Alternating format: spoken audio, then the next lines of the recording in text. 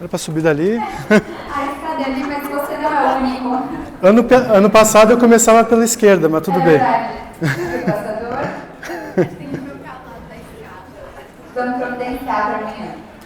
Eu gosto desse lado aqui, perdão se não está adequado. Então, pessoal, uma boa tarde. Muito bom ver esse auditório cheio. É muito bacana ver que o movimento vegano está crescendo a cada ano que passa no Brasil, no mundo. Eu mesmo, enquanto empreendedor, eu vejo isso diariamente lá em Porto Alegre, porque, vocês não têm ideia de como as pessoas cada vez mais gostam de um X, gurias? Então, assim, vamos falar um pouquinho hoje sobre o que mais importa no final em termos de mercado quando a gente está falando de veganismo, de exploração animal. É basicamente o produto, Aquilo que é tratado como algo a ser utilizado para os mais variados fins, por meio dos mais variados meios, para que haja algum tipo de ganho pessoal ou mesmo social no uso de animais,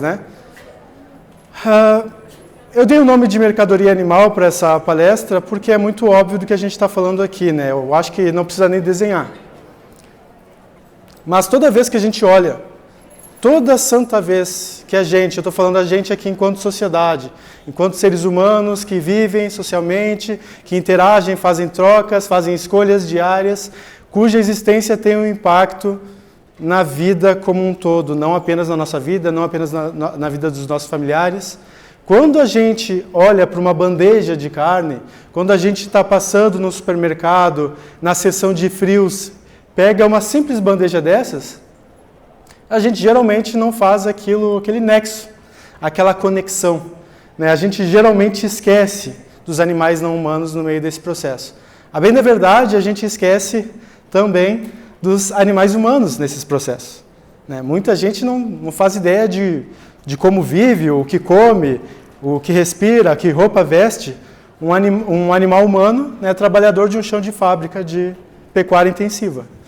Geralmente, até mesmo nos documentários veganos, a gente não olha muito para a realidade desses trabalhadores com transtorno de estresse pós-traumático, com dedos amputados, decepados. A gente geralmente não olha isso.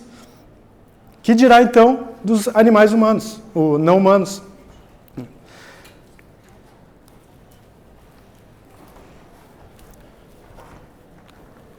Para a gente conseguir atingir uma solução, a gente primeiro precisa se perguntar qual seria o problema. Não sei se é uma frase de fato verdadeira, mas o pessoal adora atribuir qualquer frase a Einstein, Então, vou botar aqui uma frase de Einstein, Não importa se é verdade, importa o conteúdo dela, A gente chama Einstein só para dar autoridade. Se eu tivesse 5 minutos, apenas 5 minutos, para resolver o problema, eu gastaria 4 minutos me perguntando qual é a pergunta certa. Qual é a pergunta certa a fazer? Como é que eu vou resolver algo se eu não sei nem do que eu estou falando? E a pergunta aqui que eu achei uma pergunta cabível, bem simples, era uma pergunta mais técnica, mais intelectualizada, burocrática e chata, mas daí eu fui lá e usei o ChatGPT. Então, por que nós não costumamos associar os produtos de origem animal aos seus processos de produção? Alisson, tu usou o ChatGPT para fazer essa pergunta? Sim, porque era uma outra pergunta a partir das minhas referências, diante daquilo que eu vou apresentar e que para mim está dado como, ok, já sei. Mas para o público como um todo, tu tem que traduzir, tu tem que deixar um pouco mais claro, de um modo mais simples, e isso torna tudo mais eficiente. Então, por que nós não costumamos associar os produtos de origem animal aos seus processos de produção? Porque toda vez que eu pego uma bandeja de carne, eu não me ligo que tem algo acontecendo ali. Não apenas no ato de pegar a bandeja, não apenas com a fome que eu tenho, mas tem algo acontecendo ali que é invisível, algo que ninguém, na maioria das vezes, sequer se cogita, se pergunta o que é isso, E para a gente tentar entender isso aí, nas dinâmicas sociais de mercado, no mundo que a gente vive, vamos pegar um pensador que um monte de gente adora, um monte de gente odeia, mas, como eu disse, não importa a autoridade, não é sobre Einstein. É sobre a frase, é sobre o conteúdo, é sobre a pergunta. Vamos pegar esse pensador aqui. Karl Marx fala dos processos de produção no capitalismo. Processos de produção eles existem em qualquer sistema socioeconômico, tá? Isso não é uma coisa exclusiva do capitalismo. Mas Marx se dedica lá no século XIX a falar especificamente sobre as dinâmicas produtivas do sistema capitalista. E esse intelectual, ele é muito, muito, muito respeitado pelos que amam e pelos que odeiam, em função dele trazer insights novos que até então os economistas da época não tinham parado para pensar. E um desses insights é a mercadoria. O que é uma mercadoria? Para Marx é óbvio, lá no livro O Capital, é a célula do mercado. Está falando de mercado, está falando de mercadoria. O que é o mercado? O mercado é um organismo complexo. Os economistas hoje em dia vão ter discussões em nível de microeconomia e de macroeconomia. E todos eles vão tratar da mercadoria como uma célula, um denominador em comum, algo que precisa existir para que haja um mercado, né? Embora alguns vão dizer que macroeconomia é pseudociência, né? Outros vão dizer que microeconomia, aquela que dá Nobels lá para o psicólogo hoje em dia, não é nem mais economista que ganha o Nobel de Economia, né?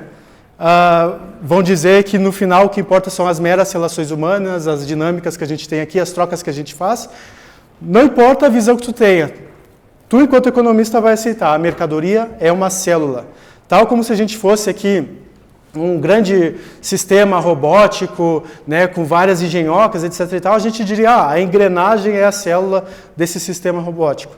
Tem que ter alguma coisa que é muito, muito básica. Só que, geralmente, quando aquilo é muito, muito básico, as pessoas se bastam em não se perguntar. Tá, mas, uma coisa óbvia, é óbvio demais para se perguntar sobre isso. Alisson, o céu é azul? É, azul, todo mundo aceita que é azul, daí chegam lá, o cara acha, tá, mas por quê? Né? Cara chato, né? De novo, essa persona não grata, né? Por que o céu é azul? Né? E aí alguém consegue uma explicação científica muito boa, que prova que, na verdade, não é azul, na verdade, são os reflexos aqui, etc e tal, a nossa percepção, a nossa evolução moldou nossos olhos para isso, etc e tal, e o céu, ele nem existe no final das contas. Então, é mais ou menos isso. O chato, o cara que se pergunta sobre uma coisa tão básica, né, como uma mercadoria, ele acaba descobrindo coisas insanas, né? Como isso não existe, isso não existe, né? E o que o Marx percebeu em torno da mercadoria? Mas tem 3 valores aqui, tem 3 coisas acontecendo numa coisa tão simples quanto uma mercadoria, tão simples quanto essa aguinha aqui. Quem diria que essa água aqui pode carregar tanta história? É só água envasada em plástico mesmo. O que isso pode entregar para a gente? Eu tenho certeza que alguém já fez, ou se não fez, se alguém estiver na faculdade aí, façam que vocês ainda vão ser aprovados com nota 10 e com orientação para publicação. Como a história de uma garrafinha de água explica o sistema que a gente vive? Dá para fazer, tranquilo, não é difícil. A história de um lápis, Milton Friedman falava disso aí. Ninguém aqui nessa sala é capaz de fazer um único lápis sozinho. Não tem como. Tu precisa extrair o grafite, o grafite vai vir lá da Ásia. Tu tem que pegar a madeira vem lá da Amazônia. Tem que pegar a borracha, vai vir lá da China. Vai pegar o metal de alumínio ali que vai fazer aquele lápis ali para segurar com a borracha. Isso aí vai vir lá do Japão. Não tem um único indivíduo aqui capaz de fazer sozinho um lápis com uma borrachinha em cima. Então, isso explica muito do que está acontecendo nessas pequenas trocas. E Marx vai falar desses valores, então, que estão ocorrendo em termos da mercadoria. Valor de uso, valor de troca e valor de trabalho. O mais polêmico aqui é o valor de trabalho, mas vamos ao valor de uso. Por que alguém compra isso aqui? Alguém sabe por que alguém... Vocês já compraram água? Pergunta sincera. Estou preocupado, pessoal. Já compra. Tá, sede, né? Beleza. Então, o uso disso aqui é matar a sede, né? Show, legal, né? Tá, mas digamos que eu não estou com sede. Eu estou com vontade de, estou com fome, mas não estou com sede. Mas eu só tenho uma água.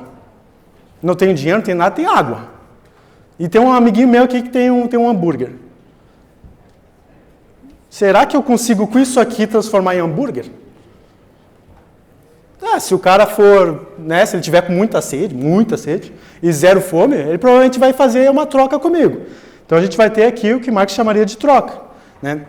O valor de uso, então, é aquilo que está imbricado na mercadoria. É o motivo pelo qual a mercadoria existe. Ela existe, no caso da água, para Hidratar, matar a sede, fazer a pessoa atingir um nível de saciedade a partir de líquido, né? É o uso, é inerente à própria mercadoria. Mas peraí, tem uma coisinha a mais acontecendo aqui. Porque no final a mercadoria não é só mercadoria. Ela é aquilo que o outro percebe dela. Não é só o uso dela. Aí vai ter alguém que, peraí. Eu consigo fazer coisas distintas do uso dela. Eu consigo usar isso aqui para cenografia de teatro. Eu quero fazer um filme e eu preciso que tenha exatamente uma garrafinha dessa proporção, desse tamanho, dessa coloração. Cara, eu te dou uma bicicleta por essa garrafinha. Alguém vai dizer, tá zoando, né? Uma bicicleta, cara? É, uma bicicleta, porque eu quero muito essa garrafinha. Tá, beleza, me dá a bicicleta, eu não sou bobo nem nada. Significa que o outro é bobo porque ele deu uma bicicleta por uma garrafa de água? Parece, né? Mas no final ele fez milhões com o filme. E aquela cena ali foi crucial para o filme dele. Não foi bobo no final. A troca, ela vai mexer com o intelecto, a individualidade do indivíduo, né? E ela vai variar, tá? E o trabalho é basicamente aquilo que vai estar imbricado. Como é possível isso existir? Isso aqui não existe sem trabalho. Ah, mas isso tudo é engarrafado hoje em dia por máquinas. Ah, quem é que fez as máquinas, mano? Alguém deu o seu trabalho, o seu suor, a sua energia, o seu sangue, para conseguir fazer vocês beberem uma aguinha durante a VegFest. Pode ter certeza, alguém fez isso. Alguém fez esse evento acontecer para que a gente possa ficar tranquilão aqui agora. Então o Marx vai falar que o valor trabalho, ele é algo ocorrendo a cada etapa do processo produtivo de qualquer célula, de qualquer mercadoria. E esse valor trabalho, ele vem por uma divisão. Tu vai ter, é que nem tempos modernos, já viram do filme Charles Chaplin? Então, tempos modernos lá, o que é o Chaplin lá só no... E ele fica eternamente ali apertando parafuso. Coisa chata, monótona, daí vem o humor do filme, né? Mas o que é? Divisão do trabalho. O trabalho dele naquela escala fordiana ali de produção é apertar parafuso. Só que ele não sabe o que acontece com o trabalho do vizinho, que vai chegar os parafusos apertados lá. Isso não mostra muito, né? Mas é o que vai acontecer. Adam Smith, o pai da economia, fala que a origem da riqueza das nações é a divisão social do trabalho. Quanto mais especialista cada um de vocês for, mais a nação que vocês vivem vai ser rica. Que bizarro, não é isso, né? Vai ter o doutor que cuida de uma doença específica do dedinho do pé esquerdo. E ele vai fazer grana pra caramba porque ele tem uma demanda específica, mas que ninguém mais tem o conhecimento ou o que for que ele tem sobre aquilo. E vai ter gente viajando o país para chegar lá naquele doutor por conta da especialização extrema dele. Então, a divisão social do trabalho, essa coisa de ficar apertando, ela vai acabar gerando valor e vai estar imbricado com todos esses usos, trocas e muito, muito trabalho. Maximiza o trabalho, inclusive. E por meio de tudo isso que está acontecendo, essa coisa de a gente se especializar, da gente estar em cima, de apenas olhar aquilo e não tenho tempo para pensar a respeito, vou para lá, etc e tal, Marx chama isso de fetichismo. Né? O fetichismo é basicamente coisificação, é tu não ver o que está por trás. Tu torna isso apenas uma coisa. É só uma garrafa, mano. Ah, tá fazendo aí uma palestra em cima de uma garrafa, cara chato. Né? É só uma garrafa, né? É só uma bandeja de carne, uai. Então, Marx fala, né? Não vou ser chato aqui, né, com textão, mas... Textão. Para encontrarmos uma analogia, temos de nos refugiar na região nebulosa do mundo religioso. Sim, ele criticava a religião. Aqui, os produtos do cérebro humano parecem dotados de vida própria, como figuras independentes que travam relação umas com as outras e com os homens. Como se tivesse uma vida que é só dela e ela pode se deslocar de todo o resto. Aqui se apresentam no mundo das mercadorias os produtos da mão humana. E a isso o Marx vai chamar de fetichismo, que se cola ao produto do trabalho tão logo ele é produzido como mercadoria e que por isso é inseparável da produção de mercadorias. O fetichismo, a coisificação, a gente tratar isso aqui como uma mera coisa, isso aqui, no final, é a origem de todos os nossos pequenos problemas com a dissonância cognitiva. Hoje em dia a gente fala, né, de dissonância cognitiva, né? Mas isso não era novidade, a gente só não tinha um termo psicológico para isso. Né? Mas não é novidade que as pessoas estão alheias ao trabalho, elas estão alheias ao que acontece. Elas apenas pegam os produtos, dão dinheiro e seguem a própria vida, produzindo esses outros valores, né? Para ter uma ideia, né? aqui o que a gente produz, o que a gente coisifica, o que a gente fetichiza, né, a cada ano, são 70 bilhões de animais terrestres, isso aí por estimativas não tão recentes, não sei como está hoje em dia, sendo 6,5 bilhões deles de galinhas poedeiras confinadas em gaiolas. Né, a gente ainda tem, embora esteja várias ONGs lutando para acabar, né, com o confinamento em gaiolas, ainda assim a gente tem muitas galinhas que botam ovos, galinhas de posta, que vão ficar em áreas pequenas como de uma folha A4. Isso é uma coisa muito básica e simplesmente por causa de eficiência. Tu precisa otimizar mais o espaço, etc. e tal. Daí os caras foram lá e atualizaram, e agora é galpão enorme, mas a mesma quantidade. Mas beleza, né, tu vai dando pequenas etapas ali. A gente tem também 50 bilhões de frangos criados em todo o mundo, né, que daí são esses aí, a maioria hoje em dia está ficando nesses galpões. A gente tem 1,3 bilhão de suínos em todo o mundo sendo produzido para os mais variados fins. Hoje em dia já tem os chamados pig hotels, né, os hotéis de porcos, né, na China está fazendo isso aí. Imagina, 50 andares, um hotel para porcos, olha que bonito, né? Isso aí também é outra coisa que a gente fala do uso da linguagem ideológico, né? A gente tem 250 milhões de vacas leiteiras sendo produzidas anualmente. Por que é um número tão menor, né? Primeiro que é um animal grande, segundo que é um animal que consegue dar litros e litros de leite diariamente em função das pequenas modificações genéticas, seleções que foram feitas, né? E terceiro que tem uma longevidade ok ali para te ficar alguns anos ali tirando, né, esse leite.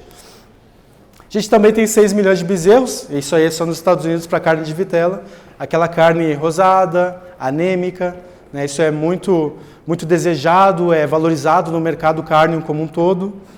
E sem falar nos peixes, né, que eu ouso dizer que até no meio vegano a gente não tem muita preocupação com a vida marinha, especialmente por um fator cruciante na neuroquímica do nosso cérebro, na neurofisiologia do nosso cérebro, que é neurônios espelho. É muito mais fácil tu olhar para uma vaca e tu se identificar com ela do que tu olhar para um salmão e se identificar com ele. Tá?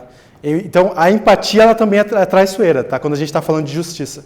Empatia não é justiça. Eu acho que é bom pontuar isso aqui. Porque sabe quem mais tem empatia, num nível assim absurdo, no nível máximo da empatia, vai ser justamente um nazista da vida aí, que ele é tão empático, mas tão empático que ele só olha para o colega dele, para aquele que é totalmente igual a ele. Empatia não é justiça. Então a gente tem que começar a olhar também para os animais que não tem nada a ver com a gente. Olha lá uma esponja do mar lá.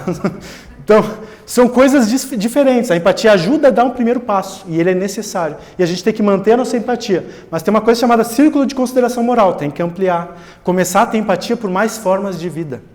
Essa é a dificuldade nossa de hoje em dia. E os peixes, eles sofrem uma tremenda falta de empatia.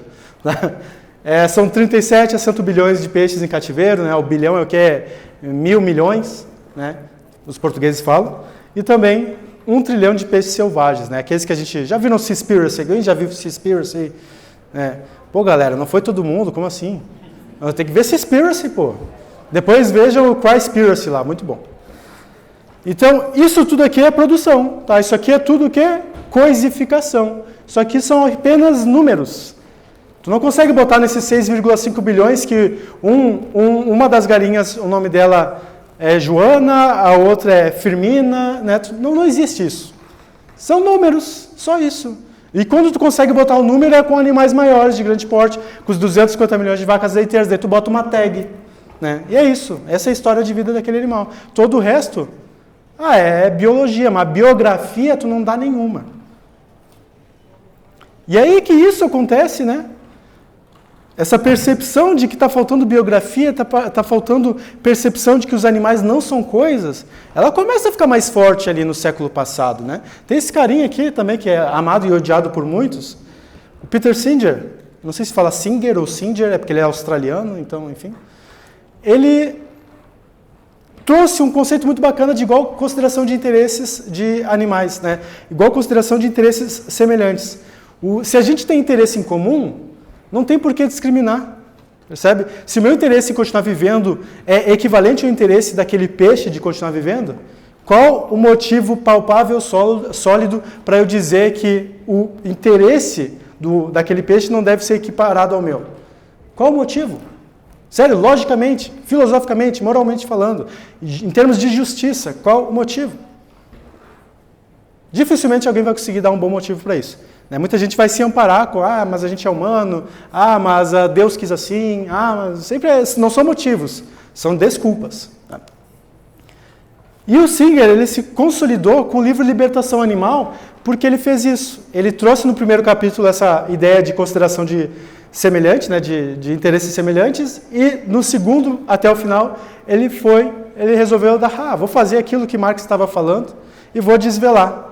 Vou mostrar os processos por trás do produto, da célula do mercado.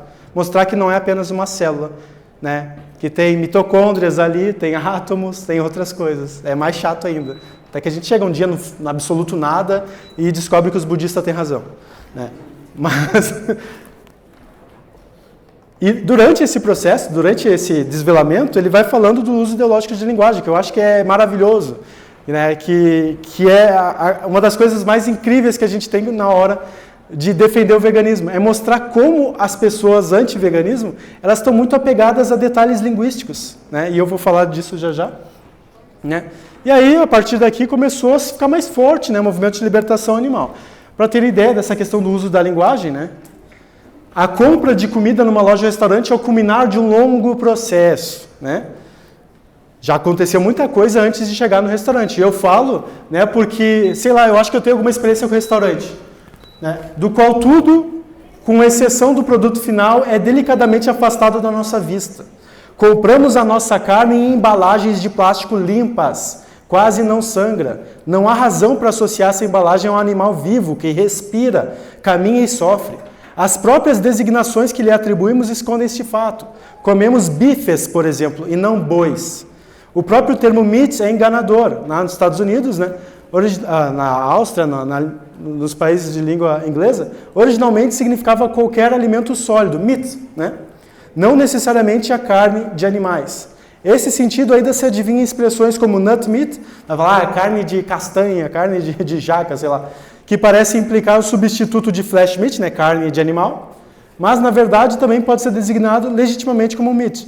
Ao utilizarmos o termo mais geral, meat, né, não precisar especificar que a carne é de um animal, né, a gente evita o confronto com o fato de estarmos realmente a comer carne, ou seja, a comer animais. Estes eufemismos verbais constituem apenas a camada superficial de uma ignorância muito mais profunda acerca da origem da nossa alimentação. A gente usa muito a linguagem como a principal ferramenta para explorar animais. E aí eu quero, com pouco tempo que me resta, que a gente veja esse pequeno videozinho e depois a gente encerra, tá?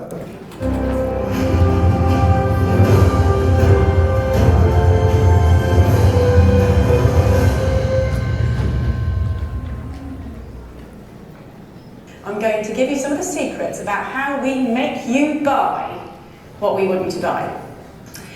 So as a marketer, when I'm first giving you a product, what's my job? Well, my job is to make you want it, to crave it, to need it, to think that it is the best innovation in food since sliced bread. But how do we do it? Well, I'm going to give you a really big example later that I'm going to break right down for you. But let's just start by looking at a few fun little things. So here we have Shreddies, an old favourite, been around for years. Very popular in the UK and Canada, without changing a single little thing about that product. They remarketed them and rebranded them as brand new diamond-shaped Shreddies. Food marketing genius right there. In the 1950s, there was a very important innovation in food. The instant mix cake, one of my personal favourites. When they were first brought out, all you needed to do was to add a little bit of water. Who's not going to love that? Well, actually, no one loved it. No one bought bloody things. So they did a bit of research. And what they found was that the main consumer, the target consumer, the housewife, felt that it was cheating. They didn't want to pass off such an easy thing as their own baking to their partners, their husbands, their families, whatever. So what did the producers have to do? They had to make it harder. So now you had to add water and an egg. And sales exploded. But these examples, these are just chicken feed compared to what I really want to talk about tonight, and that is chickens and pigs and cows. So when we think about where chickens, etc. come from, we think about something like that. That's also our instinctive idea. But we all know, if we really think about it, if we think about it deeply, it's probably a little bit more like that. But that's a lot nicer. It's a lot more romantic. So how do we give you this impression? Well, there are 3 techniques that we use.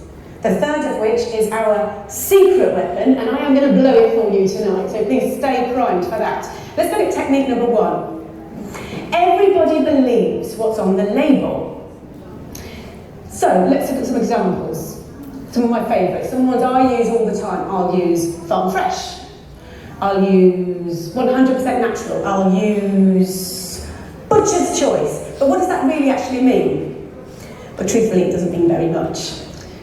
We see that on the label, we feel a bit more confident. But let's have a look at what a farm really looks like. It probably looks like that. Now this is a concentrated animal feeding operation. I'm going to run that past again. It's a concentrated animal feeding operation. That's not going to look great on a label. Hence we use Farm Fresh. Innovation number 2, this is what we use. We focus on progress. Intensive farming was born out of necessity. At the end of the Second World War, resources were extremely tight. Farming had to be by necessity very, very economical. And we've learned from that, and we've built from that, and we're able to now raise more and more animals in smaller and smaller spaces. So we've got extremely good at it. If we looked at a room of about this size, and this would turn into a chicken barn, it's a 100-seat theatre, how many chickens could we probably fit in this room now? I'm going to say about 4,000. It's pretty impressive, isn't it? It's probably look a little bit like that. Now, the public aren't going to be massively keen on that idea. It's my job to make them feel a little bit better about it. So how do I do it? Well, a basic principle of marketing. We use the right choice of words, and by using the right choice of words, we can make the conversation, we can focus the conversation the way we want it to. So we'll use an example like this. When you look at that picture, where is your eye drawn? It's drawn right to the middle of the page, massive letters, we've got strive to optimise. What we're looking at in the picture, in reverse, looks a bit like that, but this looks a lot nicer, because we're looking at strive to optimise. It makes us feel that there's progress, we feel good. So the challenge for the marketers is to make the public feel comfortable about what they're seeing. One of the side effects of intensive farming, of having so many animals in such a small space, unfortunately, is obviously disease, because you put so many animals into a small space, they're going to get sick. It is no secret that 50% of all the antibiotics in the world are used on farmed animals.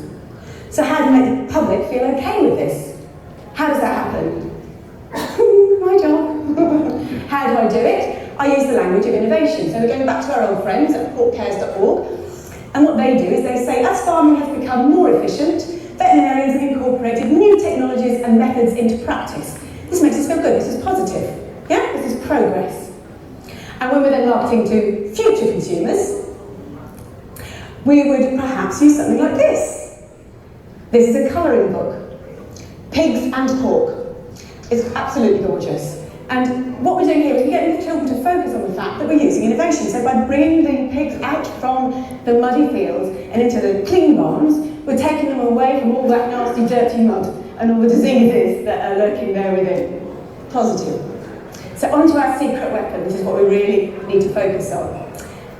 So these 2 techniques alone, they are not going to work. We need a secret weapon, number 3. It is actually in this room right now. Secret weapon! It is you! So how do we do it? When you're in a supermarket, you don't want to think about where those products have come from. You don't want to think about how those animals have been reared, how they've been treated. The power of willful ignorance cannot be overstated. This is systemised cruelty on a massive scale, and we only get away with it because everyone is prepared to look the other way. Thank you.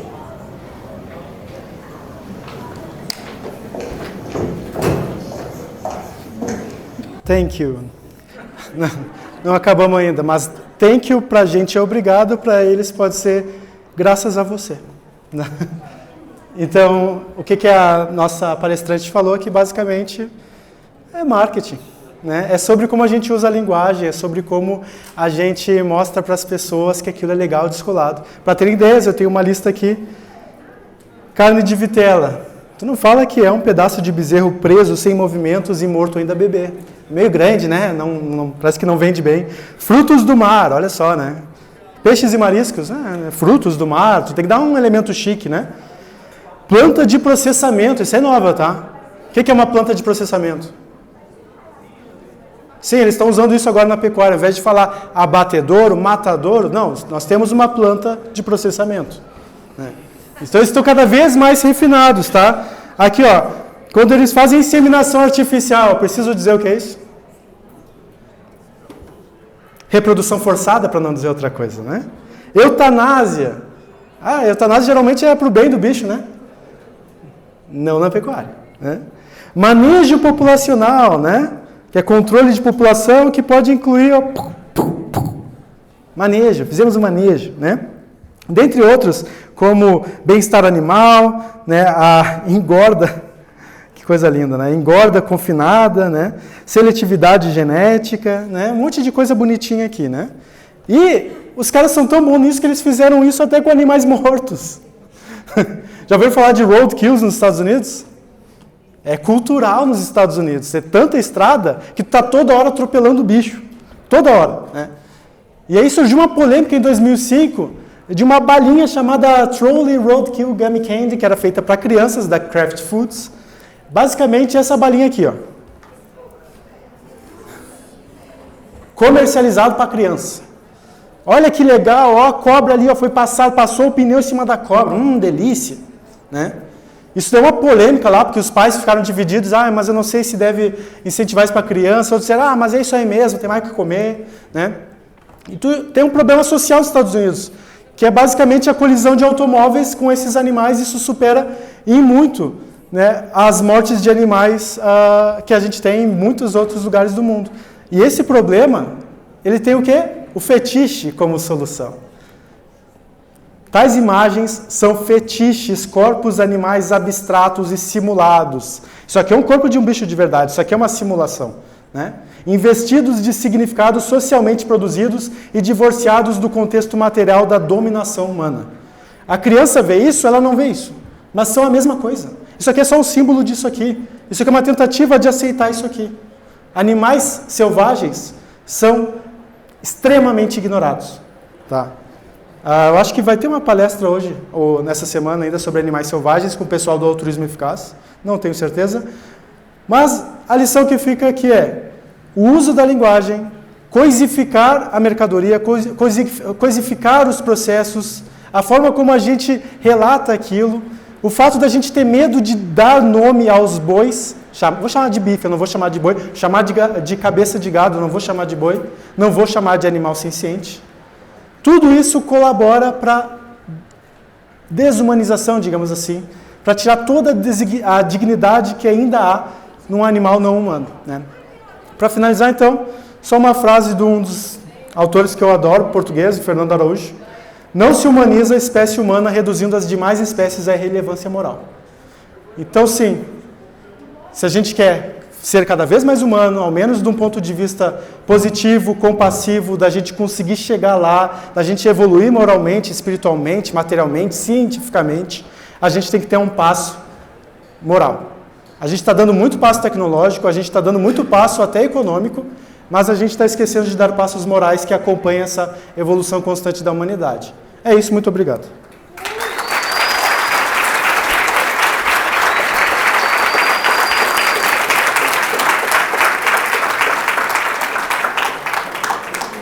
Obrigada.